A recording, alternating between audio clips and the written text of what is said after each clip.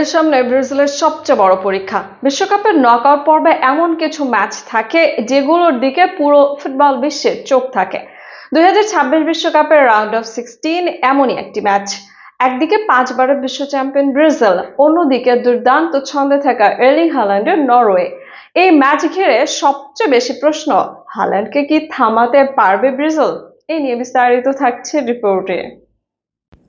নরওয়ের আক্রমণে প্রাণভোমরা হ্যালান্ড ইতোমধ্যে টুর্নামেন্টে একের পর এক গোল করে প্রতিপক্ষের রক্ষণে আতঙ্ক ছড়িয়েছেন।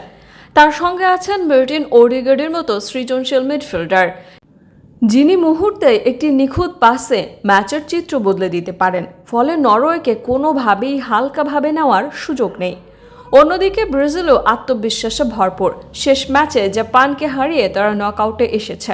Vinicius junior, Matthews Kunia, Neymar এবং সম্ভাব্যভাবে রাফিনিয়ার উপস্থিতি ব্রাজিলের আক্রমণকে আরও শক্তিশালী করেছে।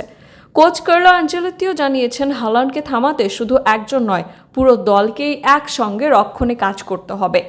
তবে ইতিহাস কিন্তু ব্রাজিলের পক্ষে নয়। অবিশ্বাস্য হলেও সত্যি, আন্তর্জাতিক ফুটবলে নরওয়ের বিপক্ষে ব্রাজিল এখনও জয়ের দেখা পায়নি।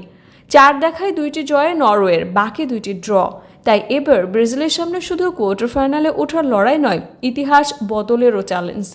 বিশেষজ্ঞদের মতে ম্যাচের মূল লড়াই হবে ব্রাজিলের উইং আক্রমণ বনাম নরওয়ের দ্রুত পাল্টা আক্রমণ। যদি ভিনিসিয়াসরা নিজেদের স্বাভাবিক ছন্দে খেলতে পারেন তাহলে ব্রাজিল এগিয়ে থাকবে, কিন্তু হাল্যান্ড যদি মাত্র একটি পরিষ্কার সুযোগও পান তাহলে ম্যাচের মোড় ঘুরে যেতে পারে।